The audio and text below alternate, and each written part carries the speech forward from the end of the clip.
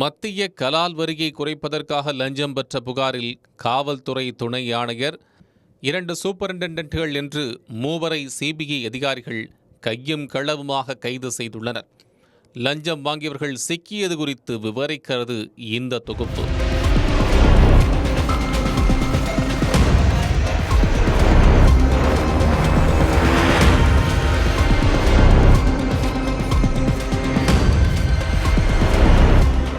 மதுரை அப்பன் திருப்பதி பகுதியைச் சேர்ந்தவர் கார்த்திக்.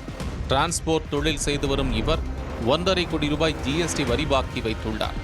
இதனால் பிபிகுளம் வருமான வரித்துறை அலுவலகத்துக்கு சென்றவர் ஜிஎஸ்டி பிரிவில் துணை ஆணையராக இருக்கும் சரவணகுமாரை அணுகியுள்ளார். அப்போது தனது ஜிஎஸ்டி வரி பாக்கியை குறைக்கும்படி கேட்டுக் கொண்டுள்ளார்.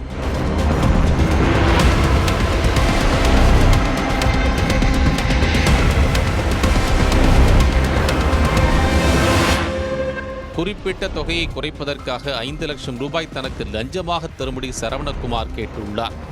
இதன் பின்னர் மத்திய கலால் வரித்துறை அலுவலக கண்காணிப்பாளர்களான அசோக்குமார் மற்றும் ரஜுபீர் சிங் ராணா ஆகிய இருவரும் கார்த்திக்கிடம் பேரம் பேசி 3.5 லட்சம் ரூபாய் என முடிவு செய்துள்ளனர்.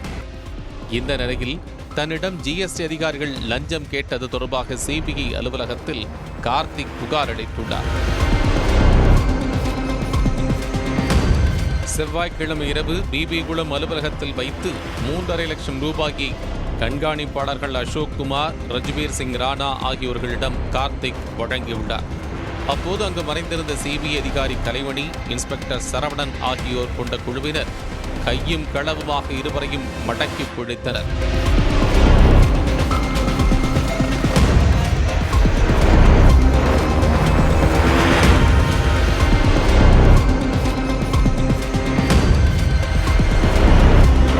அவர்களிடம் நடத்திய விசாரணையில் இந்த தொகையை துணை ஆணையர் சரவணகுமார் வாங்கச் சொன்னதாக கூறியதாக தெரிகிறது.